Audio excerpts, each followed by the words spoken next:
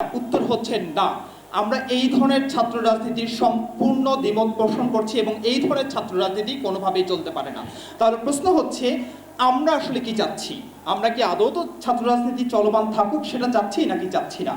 উত্তরটা হচ্ছে ছাত্র রাজনীতি বলতে যে ডেফিনিশন দেওয়া হয়, ছাত্ররা সব সময় কথা বলবে ছাত্রদের প্রয়োজন, সুবিধা, অসুবিধা বা দেশের প্রয়োজনে ক্লান্তিকালীন সময়ে যদি কোনো প্রয়োজন থেকে থাকে তাহলে তারা সেটাকে উত্তরানোর জন্য সবার সম্মুখপানে চলে আসবে।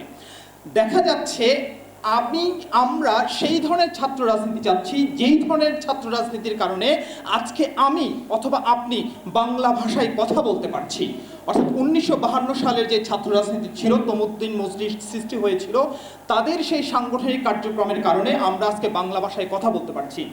আমরা সেই ধরনের ছাত্র রাজনীতি চাচ্ছি যে ধরনের ছাত্র রাজনীতি 62, 66, 69, 70, 71-এর স্বাধীনতার আন্দোলনের ক্ষেত্রে অগ্রণী ভূমিকা পালন করেছে।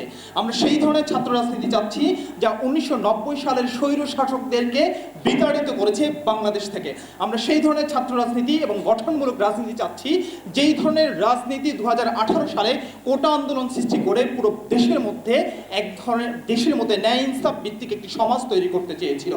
এই ধরনের ছাত্র রাজনীতি আমি মনে করছি যারা দাবি করছে যে ছাত্র রাজনীতি থাকা উচিত নাকি উচিত না, আপনি যদি তাদেরকে জিজ্ঞাসাও করেন নিগূঢ় তত্ত্বভাবে যে তোমরা এই ধরনের ছাত্র রাজনীতি চাও কিনা, আমি নিশ্চিত, শতভাগ নিশ্চিত তারা আমাদের সাথে একমত হবেন এই ধরনের ছাত্র রাজনীতি তারা চায়। কিন্তু গত এক যুগ ধরে ছাত্র রাজনীতি বলতে যা চেয়েছে সেটা তারাও যেমন চায় না, আমরাও চাই না।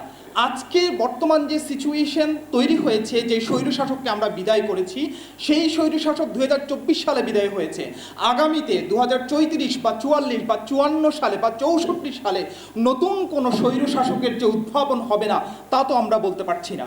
যদি এই ধরনের কোনো উদ্ভাবন হয়ে থাকে তাহলে ক্যাম্পাস ভিত্তিক সুন্দর ন্যায় ইনসাফ এবং সুষ্ঠু ধারার রাজনীতি অবশ্যই চলমান থাকতে হবে। কেননা আমরা বিশ্বাস করি হাতের মধ্যে যদি পছন্দ ধরে তাহলে হাতটাকে কাটা উচিত, পুরো শরীরটাকে কাটা উচিত না। আর দেশের জন্য, সমাজের জন্য সবসময়